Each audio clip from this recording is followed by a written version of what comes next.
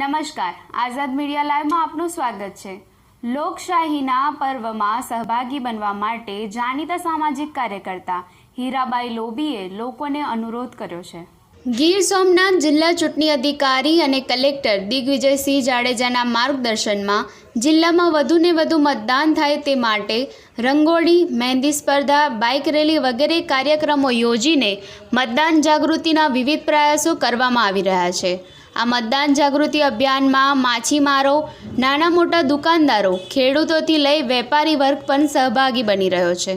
આ મતદાન જાગૃતિ અભિયાન અંતર્ગત જાંબુરા ગામના વતની અને પદ્મશ્રી એવોર્ડથી સન્માનિત એવા જાણીતા સામાજિક કાર્યકર્તા હીરાબાઈ લોબીએ લોકશાહી પ્રક્રિયામાં સમાજ પણ આગળ આવે અને વધુમાં વધુ મતદાન કરી લોકશાહીને ખરા અર્થમાં સાકાર કરે તે માટે અનુરોધ કર્યો છે। આજે અમારે જે અહીંયા એક ખુશી આવી કે ભાઈ જાંબુર આપણે માથુપર ગામમાં બૂસ ઊભું કર્યું, એ અમારા મનને પલ્લો નહીં ને અમે જાંબુરને માથુપર એક જ છે ને હવે બેનું મતદાન કરવું અને બેનું એક એક બેનને ઘરે ઘરેથી તમે મતદાન કરો ને મતદાન પવિત્ર છે, તમારો મતદાન કિંમતી છે, તમે 5 વર્ષનું દાન દેવો એનું ને તો આ મારો એક આદેશ છે કે બેનું એક બેન જે 18 વર્ષની જેને મતદાનની ખુશી આવી બધી બેનું મતદાન કરશો।